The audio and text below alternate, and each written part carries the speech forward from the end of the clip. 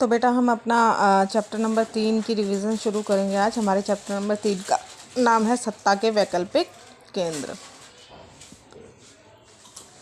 सत्ता के वैकल्पिक केंद्र में सबसे पहला टॉपिक है हमारा यूरोपीय संघ। यूरोपीय संघ की वर्तमान सदस्य संख्या है 28। अब देखते हैं कि ऐसी क्या वजह थी जिसकी वजह से यूरोपीय संघ की स्थापना हुई और कब हुई। 1945 तक यूरोपीय देश युद्ध करने में लगे थे। कौन से युद्ध? प्रथम विश्व युद्ध और दूसरा विश्व युद्ध। दूसरा विश्व युद्ध 1939 में शुरू हुआ था और 45 में ख़त्म हो गया था। देखो यहाँ पे लिखा भी ना 45 तक। अब इन युद्धों के कारण उसकी अर्थव्यवस्था, व्यापार और तरक्की को काफ़ी नुकसान हुआ था। यूरोप के ये देश शीत युद्ध के कारण भी एक दूसरे के ज़्यादा नज़दीक आए थे। शीत युद्ध में ये पूंजीवादी व्यवस्था के पक्षधर थे और इनको डर लगता था कि साम्यवादी व्यवस्था कहीं इनके ऊपर हावी ना हो जाए। तो इस वजह से भी ये जो देश थे वो एक दूसरे के नज़दीक आए थे। तो अमेरिका की मार्शल योजना के तहत 1948 में यूरोपीय आर्थिक सहयोग संगठन की स्थापना हुई थी। ध्यान देंगे, अमेरिका की मार्शल योजना के तहत 1948 में यूरोपीय आर्थिक सहयोग संगठन की स्थापना हुई थी, जिसका मकसद था यूरोप की अर्थव्यवस्था को दोबारा जोड़ना। ठीक है। जिस योजना के तहत स्थापना हुई थी वो थी मार्शल योजना, और जिस संधि के तहत स्थापना हुई थी वो थी maastricht संधि। तो इसका जो उद्देश्य था यूरोप की अर्थव्यवस्था को दोबारा जोड़ना। सोवियत संघ 1991 में बिखर गया और 1992 में यूरोपीय आर्थिक सहयोग संगठन का नाम किसमें बदल गया? यूरोपीय संघ में। इसका उद्देश्य क्या था? एक जैसी विदेश नीति कि हम 28 के 28 देश, अगर किसी एक इनमें से किसी एक देश के साथ कोई देश गलत तरीके से व्यवहार करता है तो बाकी सारे के सारे देश भी उसको गलत तरीके का व्यवहार ही मानेंगे। एक जैसी सुरक्षा नीति, इन 28 देशों में से किसी एक के ऊपर हमला होता है तो बाकी 27 देश भी ये समझेंगे कि उन्हीं के ऊपर हमला हुआ है। एक जैसी मुद्रा को अपनाना, एक जैसी मुद्रा अपनाई इन सभी 28 देशों ने। वो मुद्रा कौन सी है? यूरो। एक जैसी पड़ोस नीति, विदेश नीति, एक ही बात कह सकते हैं हम कि अपने पड़ोसी में ये 28 देश अगर किसी एक पड़ोसी देश के साथ इनकी नहीं बन रही है तो बाकी सब भी ऐसा ही समझेंगे कि उनकी भी नहीं बन रही है।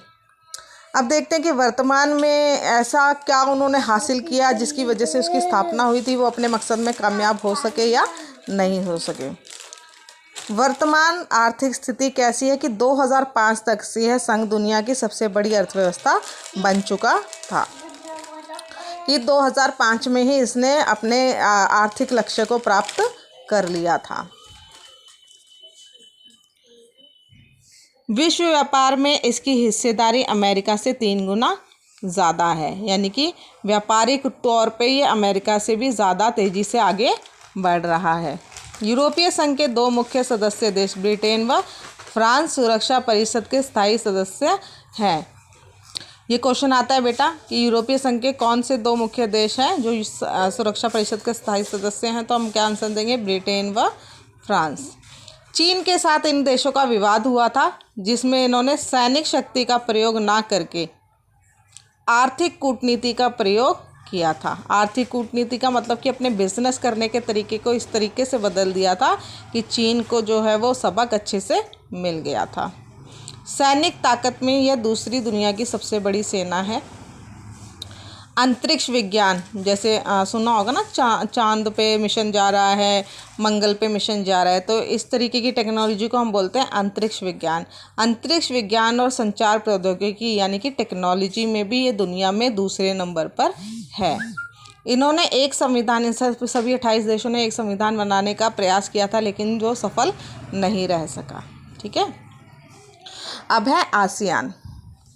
आसियान की फुल फॉर्म है दक्षिण पूर्वी एशियाई राष्ट्र संगठन। इसकी स्थापना 1967 में हुई थी। स्टार्टिंग में इसके 5 देश थे, इंडोनेशिया, मलेशिया, फिलीपींस, थाईलैंड और सिंगापुर। इसका उद्देश्य क्या था? सभी अंतर्राष्ट्रीय संगठनों का एक ही उद्देश्य होता है लगभग, और इसका भी वही उद्देश्य था, आर्थिक विकास तेज करना। और दूसरा उद्देश्य था यूएनओ के साथ मिलकर शांति स्थापना करना। इन 5 देशों के अलावा बाद में कुछ देश और शामिल हो गए थे, वो थे Brunei Darussalam, Vietnam, Laos, Myanmar और कंबोडिया। तो टोटल इसकी सदस्य संख्या हो गई 10। इस संघ की मेल मिलाप की शैली को आसियान शैली के नाम से जाना जाता है। आसियान शैली के नाम से जाना जाता है। ठीक है, ये क्वेश्चन आता है बेटा कि इस संघ की मेल मिलाप की शैली को किस नाम से जाना जाता है, तो हम क्या लिखेंगे, आसियान शैली। 2003 में इन्होंने 1967 में इसकी स्थापना हुई थी। तब उनके ये 2 उद्देश्य थे, आर्थिक विकास को तेज करना और यूएनओ के साथ मिलकर शांति की स्थापना करना।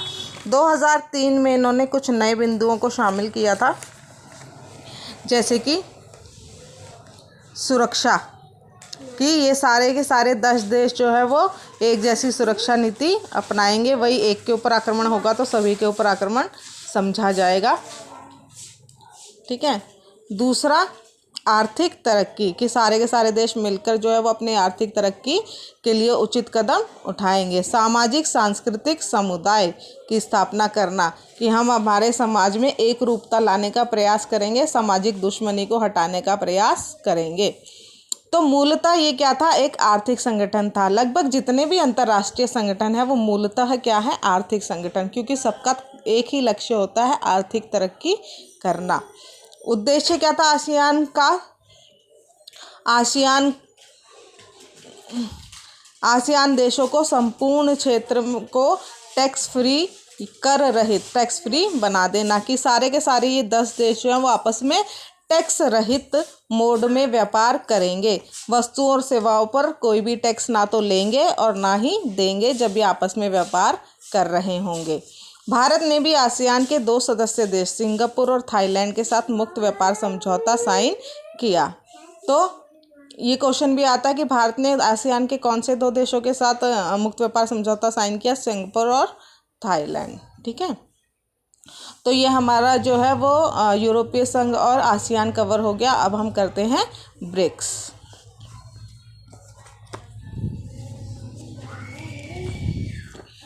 ठीक है, ब्रिक्स जो है वो इस बार हमारा न्यू टॉपिक है।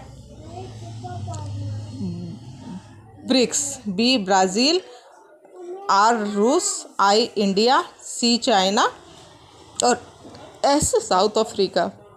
साउथ अफ्रीका 2010 में शामिल हुआ था, पहले इसका नाम सिर्फ ब्रिक था। ठीक है, ब्रिक्स देशों को R5 देश के नाम से भी जाना जाता है क्योंकि इन सभी की मुद्रा R वर्ड से शुरू होती है। इसकी स्थापना जो हुई थी वो कब हुई थी, 2009 में हुई थी। पृष्ठभूमि क्या थी, 2006 में यूएनओ की महासभा में बहस के दौरान ये देश जो है वो नज़दीक आए थे। उद्देश्य वही विकास करना, व्यापार को बढ़ाना, आर्थिक तरक्की, संसाधनों का सर्वोत्तम उपयोग कि उनके पास जो भी संसाधन है उसका वो सबसे ज़्यादा से ज़्यादा इस्तेमाल कर सकें, आपस में अच्छे संबंध बनाना, शांति और सुरक्षा को बढ़ाना और तकनीकी सहयोग।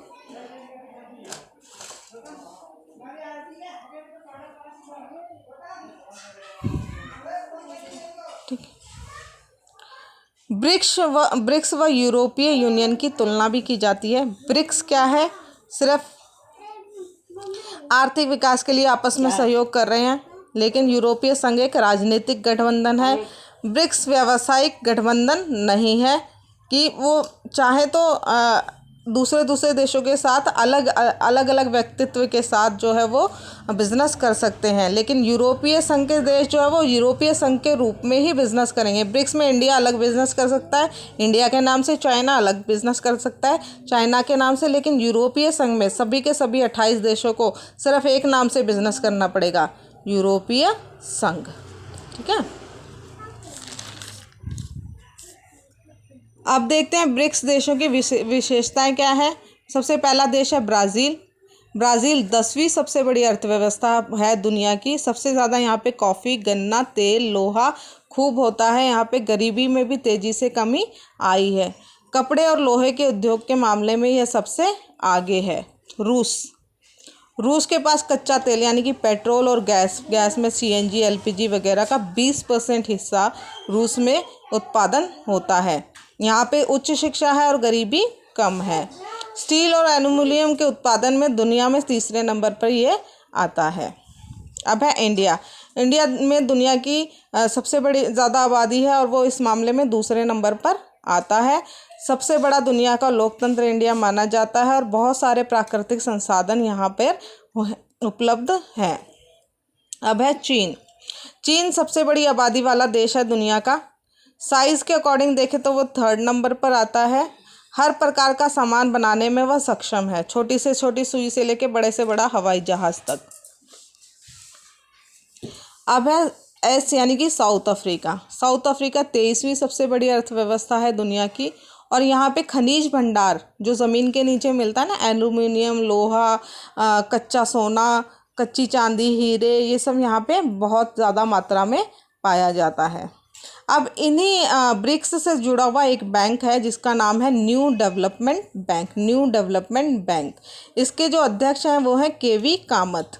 अब हम देखते हैं ये न्यू डेवलपमेंट बैंक जो है वो ब्रिक्स से कैसे जुड़ा हुआ है, क्योंकि न्यू डेवलपमेंट बैंक की स्थापना ब्रिक्स के सदस्यों ने ही की थी। कौन से सन में की थी? 2015 में। उद्देश्य ज़रूरत के समय प्रत्येक ब्रिक्स देश को धन उपलब्ध कराना।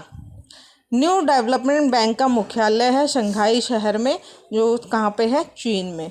इसकी भाषा का भाषा जो है वो कौन सी है? अंग्रेज़ी। ठीक है, तो इस तरीके से जो है ब्रिक्स जो है वो काफ़ी बड़ा एक आर्थिक संगठन है वर्तमान में। तो अब हमारा जो इसमें नेक्स्ट टॉपिक है वो है सार्क। सार्क का पूरा नाम है दक्षिण एशियाई क्षेत्रीय सहयोग संगठन।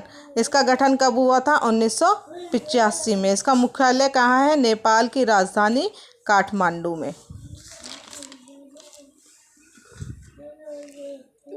इसके कुल कितने सदस्य हैं? 7 और बाद में 8वां सदस्य है अफ़गानिस्तान। भारत, पाकिस्तान, बांग्लादेश, नेपाल, भूटान, म्यांमार और श्रीलंका। 2007 में 8वां देश शामिल हुआ, वो कौन सा है? अफ़गानिस्तान। सार्क के उद्देश्य दक्षिण सदस्य देशों के नागरिकों का कल्याण, क्योंकि ये सारे के सारे जो हैं वो गरीब देश हैं और यहाँ पे गरीबी रेखा से नीचे रहने वाले लोगों की संख्या बहुत ज़्यादा है। आर्थिक विकास को तेज़ी से बढ़ाना, आपस में सहयोग करना, कर यानी कि टैक्स मुक्त व्यापार को अपनाना। इस टैक्स मुक्त व्यापार के लिए 2002 में इन्होंने कर व्यापार समझौता संधि, जिसको इन शॉर्ट साफ्टा के नाम से जाना जाता है, वो साइन किया था और 2004 में इसके आधार पर उन्होंने कार्य करना शुरू कर दिया था। तो ये जो हमारे मोटे मोटे मुद्दे हैं, यूरोपीय संघ, आसियान, ब्रिक्स और सार्क सत्ता के वर्तमान में वैकल्पिक केंद्र माने जाते हैं। और ये 4 टॉपिक्स हमारे कंप्लीट हो गए हैं। आप सभी लोग वीडियो देखेंगे, उसके बाद रात तक मैं आपको टेस्ट दूंगी और मेरे पास सबके स्क्रीनशॉट आ जाने चाहिए।